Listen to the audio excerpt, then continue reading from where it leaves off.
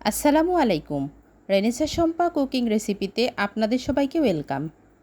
প্রিয় বন্ধুরা, আপনারা সবাই কেমন আছেন? আশা করি সবাই অনেক ভালো আছেন। আলহামদুলিল্লাহ, আমিও ভালো আছি। আজকে আমি আপনাদের সাথে শেয়ার করব রেস্টুরেন্ট স্টাইলে গরুর পায়া রান্নার পারফেক্ট রেসিপি। রেস্টুরেন্ট স্টাইলে গরুর পায়া রান্নার পারফেক্ট রেসিপি দেখতে চাইলে আমার ভিডিওটি প্রথম থেকে শেষ পর্যন্ত দেখতে থাকুন। যারা যারা আমার ভিডিওটি দেখতেছেন কিন্তু এখনও লাইক দেন নাই, প্লিজ একটি করে লাইক দিয়ে দেবেন। আর যারা যারা লাইক দিয়েছেন তাদেরকে অসংখ্য অসংখ্য ধন্যবাদ। আমি কিভাবে গরুর পায়াটা রান্না করব দেখতে থাকুন। প্রথমে আমি গরম কড়াইয়ে সরিষার তেল দিয়ে নেব। তেলটা গরম হয়ে এসছে। গরম তেলের মধ্যে প্রথমে আমি 2টা তেজপাতা দিয়ে নেব। এখানে আমি এলাচ, লবঙ্গ, দারুচিনি, সাদা গোলমরিচ এবং কালো গোলমরিচ নিয়েছি, সেটাকেও দিয়ে দিলাম। এগুলাকে হালকা করে একটু নাড়া দিয়ে নেব। এখানে আমি আদা, রসুন, পেঁয়াজ, জিরা, ধনিয়া এবং দারুচিনি পেস্ট করে নিয়েছি। এটা আমি 3 চামচ পরিমাণ অ্যাড করব। অবশ্যই এটা অনেক বড় চামচ। আমি যেহেতু গরুর পায়াটা একটু ঝোল রাখবো, যার কারণে মশলার পরিমাণটা বেশি দিয়ে নিচ্ছি।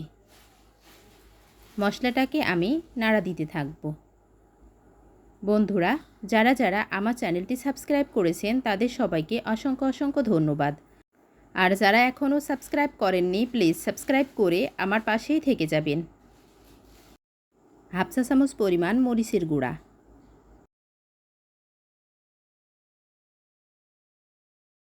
এক চা চামচ পরিমাণ হলুদ গুঁড়া দিয়ে দেব। তারপর উপকরণগুলোকে খুব ভালোভাবে কষাতে থাকব। স্বাদ মতো লবণ অ্যাড করলাম।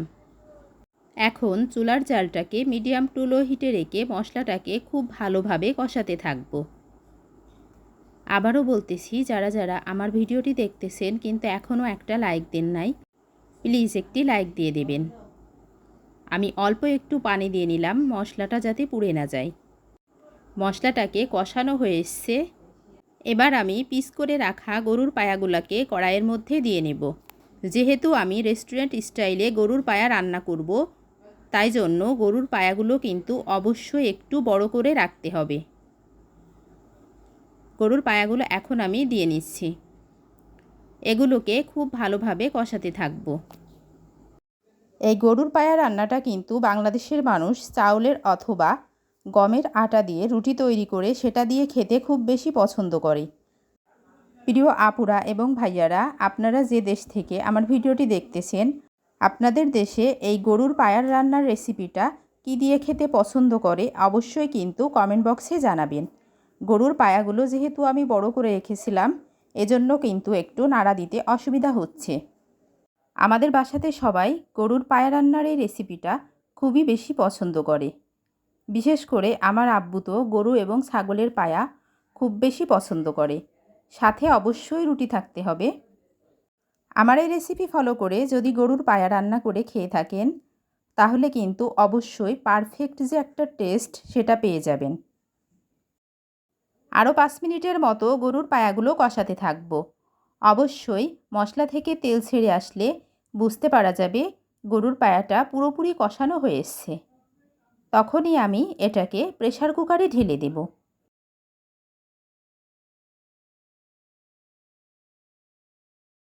গরুর পায়া কষানো হয়ে এসছে। এখন আমি চুলাটি অফ করে দেব। তারপর প্রেসার কুকারের মধ্যে ঢেলে দেব। দেখে বুঝতে পারছেন কালারটা কত দারুণ হয়ে এসছে। খুবই সাবধানে এটাকে আমি প্রেসার কুকারের মধ্যে ঢেলে দিচ্ছি। আপনারা চাইলে চুলাতেও রান্না করতে পারেন, তবে টাইমটা একটু বেশি লাগবে। আর প্রেসার কুকারে রান্না করলে আমি 12 থেকে 15টা সিটি দিয়ে নেব। তাহলে পুরোপুরি সিদ্ধ হয়ে যাবে গরুর পায়াটা। বন্ধুরা, আমার রেসিপি যদি আপনাদের ভালো লেগে থাকে তাহলে অবশ্যই ভিডিওটি বেশি বেশি লাইক, কমেন্ট এবং শেয়ার করবেন। আপনাদের একটা শেয়ার আমার ভিডিওটি কিন্তু হাজার হাজার মানুষের কাছে পৌঁছাতে সাহায্য করবে। এখন আমি পরিমাণ মতো পানি দিয়ে নেব।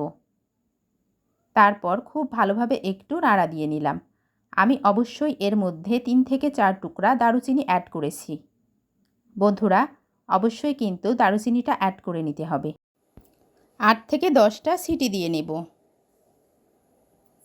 ফিরে আসলাম 8 থেকে 10টা সিটি দেওয়ার পর। বন্ধুরা, গরুর পায়া কিন্তু পুরোপুরি সিদ্ধ হয়ে এসেছে।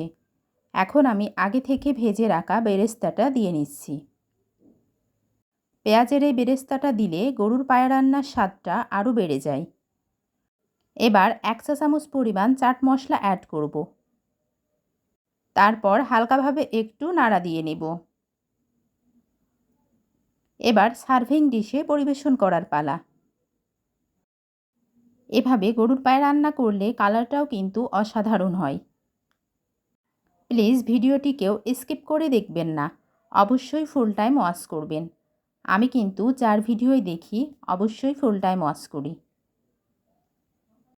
আর ভিডিও ভিউ না করে কেউ কমেন্ট করবেন না প্লিজ। আপনারা যারা ভিডিও ভিউ না করে কমেন্ট করেন আমি কিন্তু অবশ্যই বুঝতে পারি। আবারও বলতেছি, আপনারা যারা আমার ভিডিওটি দেখতেছেন যদি ভালো লেগে থাকে অবশ্যই বেশি বেশি লাইক, কমেন্ট এবং শেয়ার করবেন। সঙ্গে থাকার জন্য সবাইকে ধন্যবাদ। আসসালামু আলাইকুম। ভালো থাকবেন সবাই। আল্লাহ হাফিজ।